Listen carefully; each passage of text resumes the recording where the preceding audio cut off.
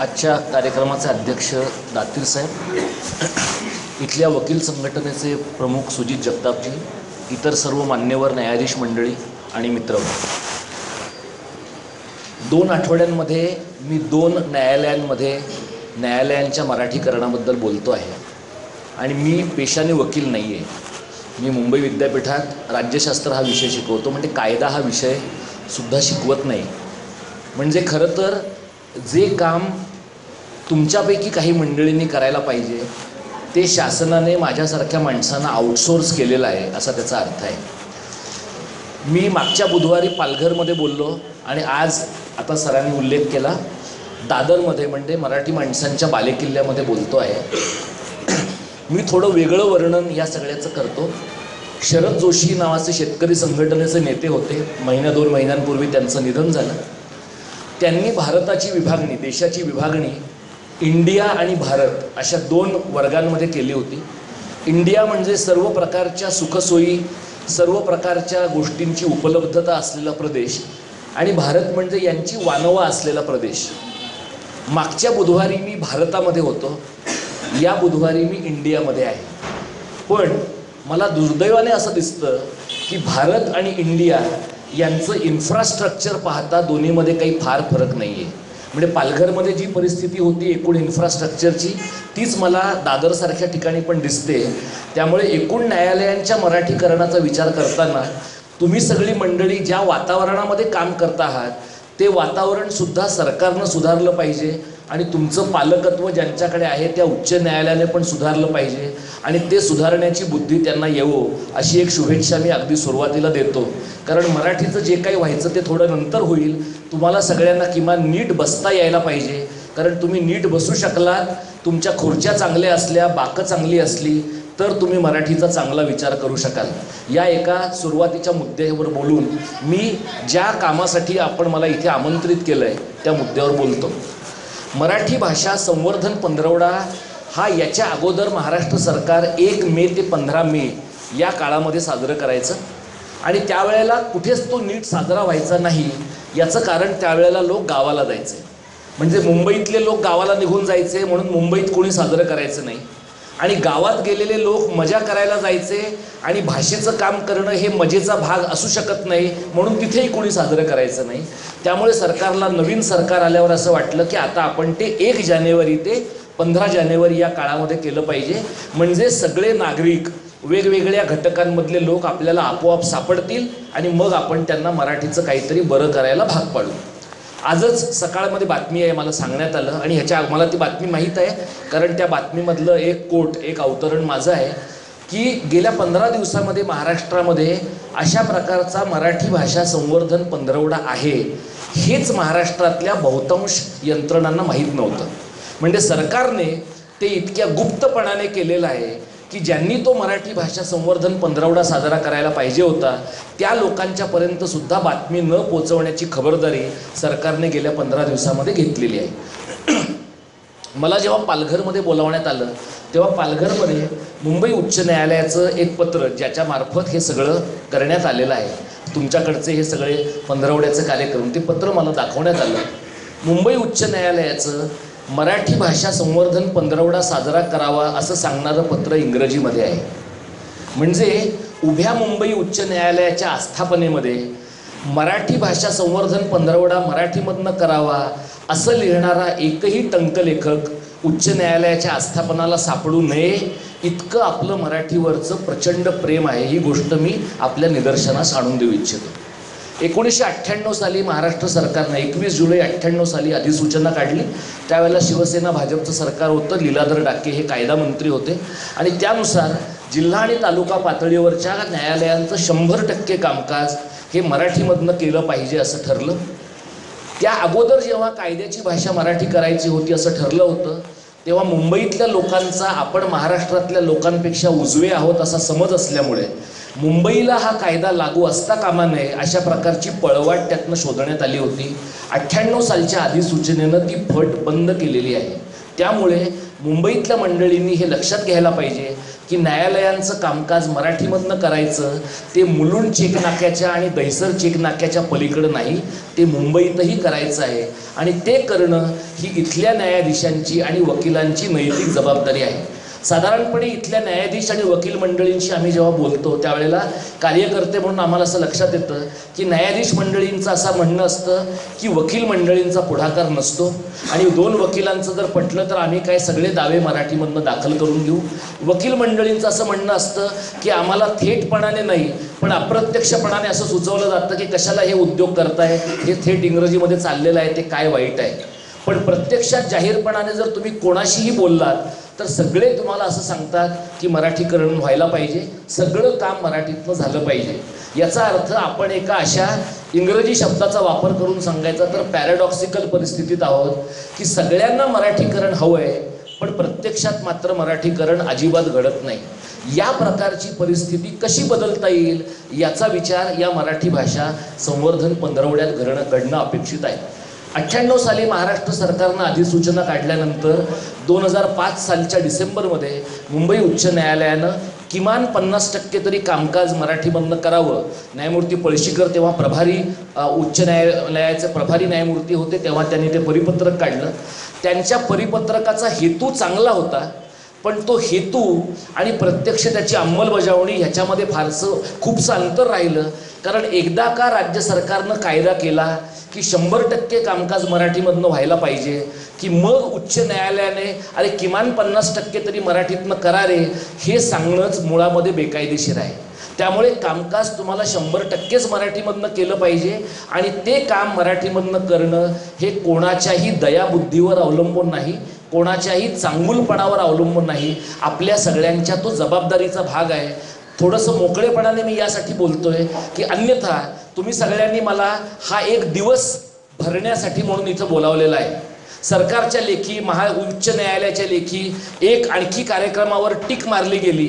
याच्या पलीकडे जर काही घडायला आपल्याला हवं असेल आणि माझ्यासारख्या माणसांनी पुन्हा इथे येऊन न्यायालयांचं मराठीकरण का झालेलं नाही असा प्रश्न तुम्हाला विचारायला नको असेल तर या पद्धतीचं काम न्यायालयांमधनं वेगाने होणं गरजेचं आहे.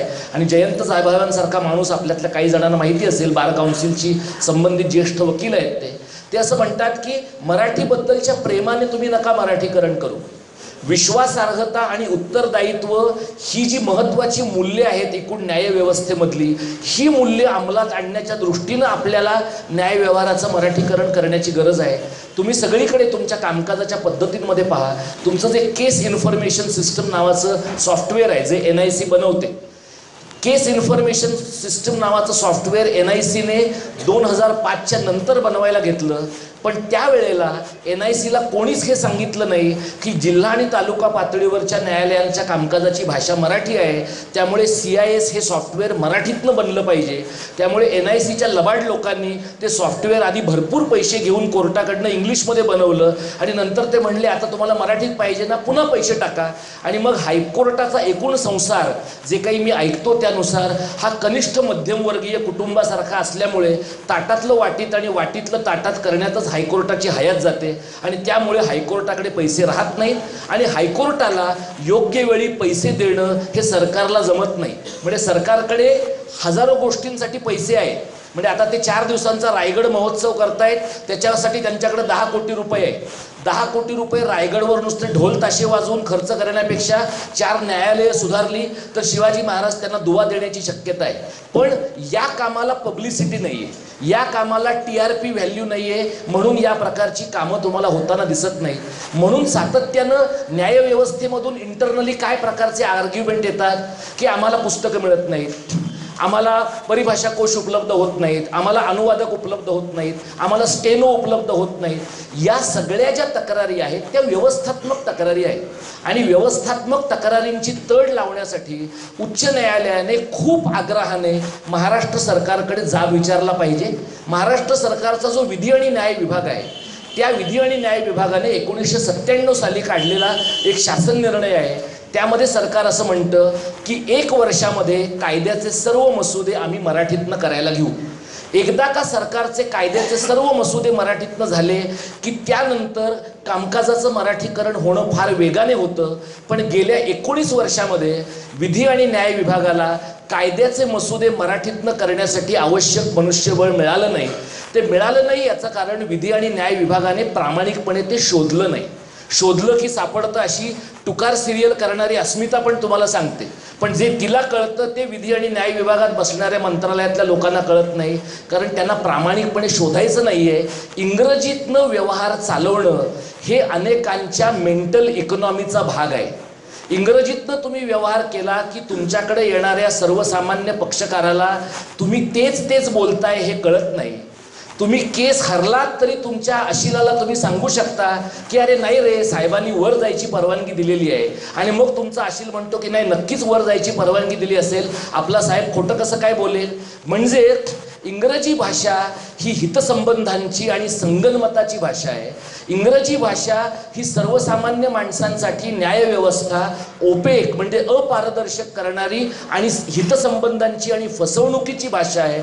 अशा भाषेमध्ये जोपर्यंत आपण व्यवहार करतो आहोत तोपर्यंत आपण न्यायव्यवस्थेला न्यायव्यवस्था म्हणू शकणार नाही. एका अर्थाने लोकशाहीच्या चौकटीत चालणारी अन्याय्य व्यवस्था असंच तिचं स्वरूप राहील.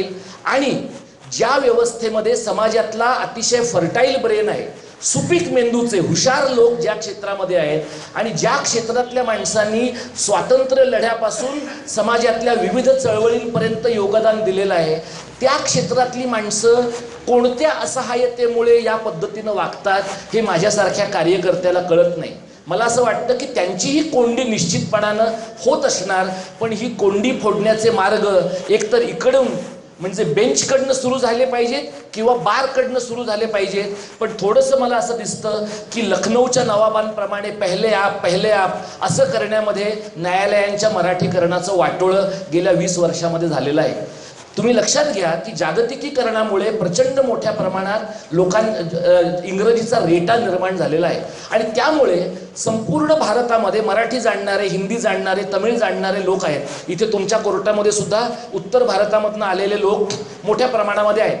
जे लोक इथे पिढ्यानपिढ्या आहेत त्यांनी अजिबात तक्रार आणि खळखळ न करता मराठी शिकली पाहिजे. आणि जे लोक महाराष्ट्रातले यूपीत गेले असतील, तमिळनाडूत गेले असतील, त्यांनी अजिबात खळखळ न करता तिकडली भाषा शिकली पाहिजे. कारण शेवटी ही भाषा तिकडल्या समाजाची आणि तिकडल्या बहुसंख्याक वर्गाची आहे. त्यामुळे हे कारण आहे म्हणून मराठीतनं काम करता येत नाही, त्यांना जमणार नाही, त्यांच्या भावना दुखावतील म्हणून मराठीतनं कामकाज करता येत नाही. या एक्सक्यूज फॅक्टरीमधनं आपण बाहेर येऊया. कारण एकदा हे एक्सक्युजेस, एकदा या प्रकारचे युक्तिवाद आपण करायला लागलो की त्याला अंत राहणार नाही. आणि अंतिमतः सगळ्यात महत्त्वाची गोष्ट म्हणजे आपण कोणासाठी इथे आहोत, तर मला असं वाटतं की आपण सगळे लोक इथे सर्वसामान्य माणसांसाठी आहोत. देशभरामधल्या कनिष्ठ न्यायालयांमध्ये आज जवळपास 2.5 कोटी खटले प्रलंबित आहेत. उच्च न्यायालयांमध्ये 25 ते 30 लाख खटले प्रलंबित आहेत. आणि सर्वोच्च न्यायालयांमध्ये 50,000च्या वर खटले प्रलंबित आहेत. लोक ह्याची कारणं काय देतात की खूप मोठ्या प्रमाणात लिटिगेशन वाढलेलं आहे. लोकांना तुम्ही लोक न्यायालयामध्ये जायला सांगा, फास्ट ट्रॅक कोर्टात जायला सांगा, तरीसुद्धा खटल्यांची संख्या वाढते. मग सर्वोच्च न्यायालय म्हणतं की कोर्ट 2 शिफ्टमध्ये चालवा, अमुक गोष्टी करा, नवी माणसं नेमा, हस्तक्षेप कमी करा, त्यांचे पगार वाढवा. पण जे समोर तुम्हाला दिसतं आहे की ज्याच्यामुळे माणसांना कोर्टामध्ये जास्त काळ रखडावं लागतंय की कोर्टामध्ये आपल्याला मिळालेला आहे तो न्याय आहे, हे सर्वसामान्य माणसाला जोपर्यंत त्याच्या भाषेत कळत नाही तोपर्यंत सर्वसामान्य माणूस इरेला पेटून कोर्टामध्ये यायचं कमी करणार नाही. आणि कोर्टामध्ये यायचं जोपर्यंत सर्वसामान्य माणूस कमी करत नाही तोपर्यंत तुम्हा सगळ्या मंडळींवरचं ओझं कमी होणार नाही. आणि हे ओझं जर कमी झालं नाही तर तुम्ही उच्च न्यायालयातल्या ज्येष्ठ मंडळींशी बोला, तुमच्या क्षेत्रातली काही महत्त्वाची जर्नल्स पहा. न्यायव्यवस्था स्वतःच्या ओझ्याखाली इतकी प्रचंड वाकली आहे की कधीही ती कोसळून पडण्याची शक्यता आहे. गेल्या 20-25 वर्षामध्ये आपण पब्लिक इंटरेस्ट लिटिगेशनबद्दल बोललो, ज्युडिशियल ॲक्टिव्हिझमबद्दल बोललो. आता न्यायालयं वाटेल त्या विषयावर निर्णय द्यायला लागली आहेत. अशा प्रकारची तक्रार विधिमंडळातले लोक करताना दिसतात, एक्झिक्युटिव्ह करताना दिसतं. पण एवढ्या प्रचंड प्रमाणामध्ये लोक तुमच्याकडे काय येत आहेत याचं कारण लोकांना दिसतंय की दुसऱ्या 2 विंग्जमधले लोक लबाड आहेत आणि तुम्ही लोक चांगले आहात, तुम्ही लोक त्या माणसांचे प्रश्न सोडवू शकाल. पण जेव्हा ते लोक तुमच्याकडे प्रश्न सोडवण्यासाठी येत आहेत तेव्हा तुम्ही एखाद्या गुरांच्या बाजारामध्ये जसा तिथला दलाल हा एकमेकांशी कोड लँग्वेजमध्ये बोलतो, रुमालाखाली हात ठेवून बोलतो, त्या पद्धतीच्या भाषेमध्ये जर तुम्ही सर्वसामान्यांच्या समोर बोलणार असाल तर सर्वसामान्य माणसांचा जो काही उरला सुरला विश्वास लोकशाही व्यवस्थेमध्ये तुमच्यावर राहिलेला आहे तो विश्वास सुद्धा तुमची व्यवस्था गमावल्याशिवाय राहणार नाही. मंत्रालयातल्या बाबूंचं सोडून द्या. मंत्रालयातल्या बाबूंना काही करायचं नाहीये कारण त्यांच्या बुडाखालची खुर्ची परमनंट आहे. ते एका खात्यातनं दुसऱ्या खात्यात जातील, मंत्र्यांचे तळवे चाटून त्यांना 1000 गोष्टी करता येतील आणि मंत्रालयातल्या बाबूला सर्वसामान्य माणसांना फेस करायचं नाहीये. पण तुम्हा सगळ्या लोकांना सर्वसामान्य माणसांच्या नजरेत बघायचं आहे. मला आपल्याला असं विचारायचं आहे की सर्वसामान्य माणसांच्या, सर्वसामान्य गरीब पक्षकाराच्या नजरेत बघण्यासारखा न्याय आज आपण सर्वसामान्य माणसाला देऊ शकतो आहोत का?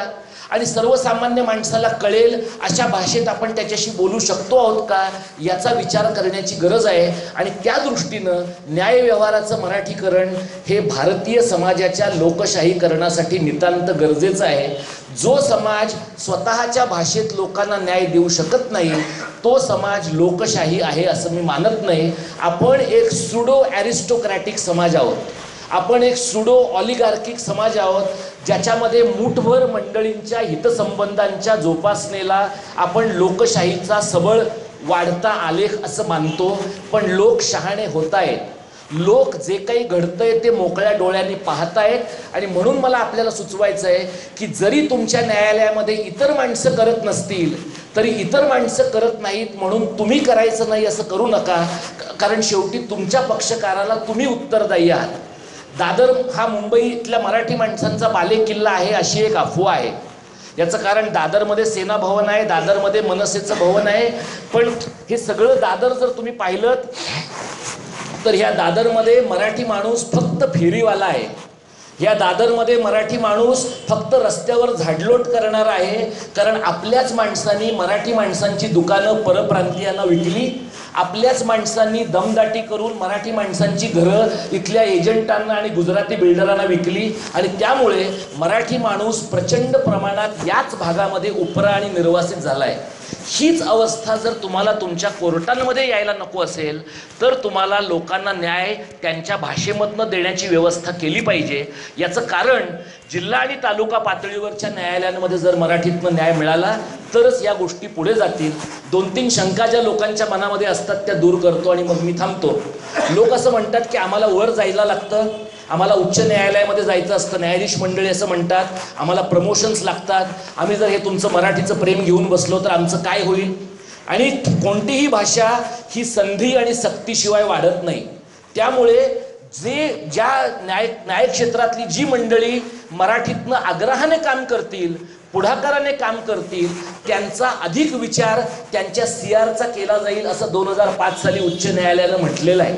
आणि मला असं वाटतं की मराठीतनं काम करणाऱ्या मंडळींचा जसा पॉझिटिव्हली विचार केला पाहिजे तसं मराठीतनं काम टाळणाऱ्या माणसांचा प्रोएक्टिव्हली निगेटिव्हली विचार केला पाहिजे. कारण तसं झाल्याशिवाय लोकांना कोणत्याही प्रकारचा चाप बसणार नाही.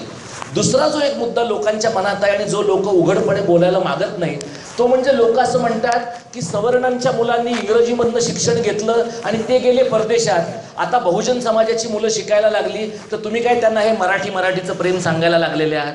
तुम्ही लक्षात घ्या की आज सर्व क्षेत्रांमध्ये शिक्षकी पेशा असेल, वकिली क्षेत्र असेल, डॉक्टरी क्षेत्र असेल, सर्व क्षेत्रांमध्ये बहुजन समाजातली मुलं मोठ्या प्रमाणात आहेत. आणि या मुलांची फरफट होण्याचं एक महत्त्वाचं कारण ही मुलं चांगल्या अर्थाने फंक्शनल बायलिंग्वल नाही आहेत.